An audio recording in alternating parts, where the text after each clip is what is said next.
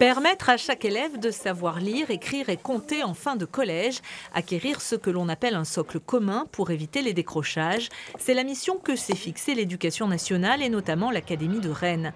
Pour cela, la rectrice entend favoriser le travail entre écoles primaires et collèges pour faire de la Bretagne une région pilote de l'école du socle.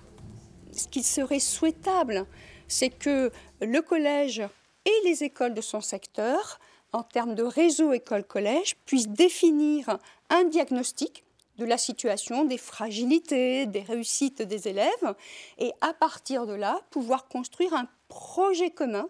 Et le fait qu'on puisse avoir ces deux cultures du premier et du second degré qui se rencontrent, eh bien, ça donne plus de solutions de nature pédagogique pour mieux accompagner les apprentissages des élèves.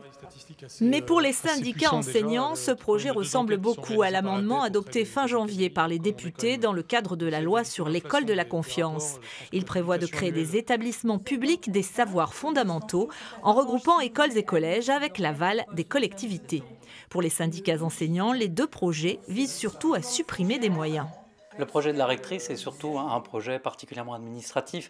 Il n'y a pas véritablement de visée pédagogique. Si ça avait été le cas, les organisations syndicales, les représentants des personnels auraient été consultés. Là, nous voyons bien qu'il y a une volonté, au contraire, de réduire la voilure, de fermer certaines écoles rurales et finalement de faire des économies d'échelle. Ça va avoir comme conséquence de supprimer des postes de direction d'école. Il n'y aura plus de directeur d'école puisqu'il y aura un directeur chargé d'établir la coordination des écoles autour du collège et donc effectivement plus de lien avec les parents d'élèves.